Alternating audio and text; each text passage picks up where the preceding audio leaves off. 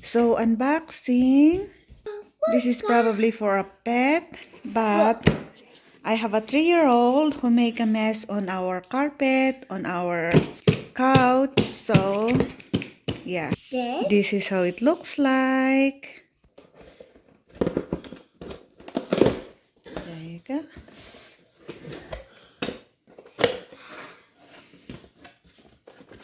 Those are the parts.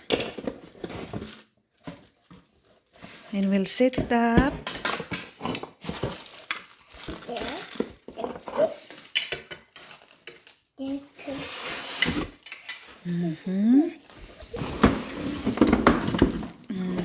More parts. So there's a manual here that you could follow. It could also come with this one. Yeah.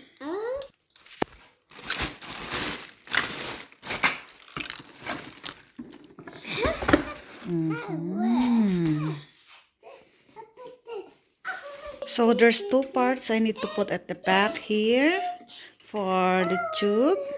So you put that tube around. That's how it goes. It's for the tube, and the other one is for, when you, so remove this one to put some water.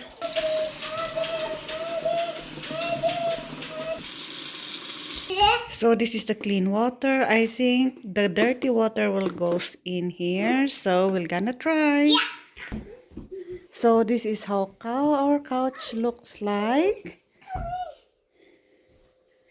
It's stained with milk, yogurt, and all that yucky stuff from my son. So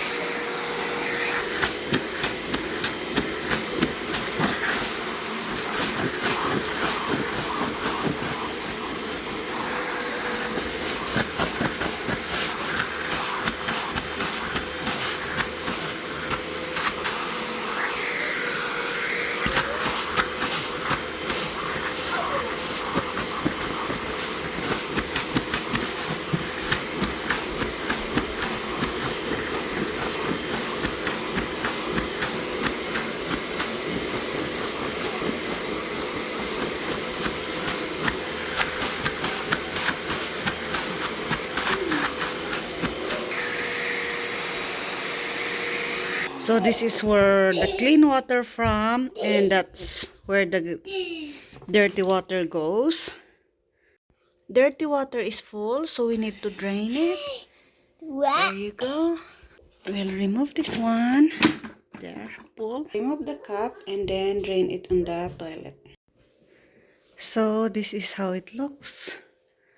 I would say I'm happy with it. It's not dry yet, so yes.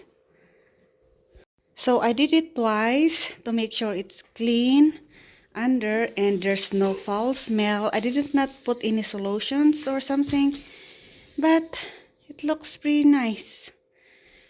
Put it around.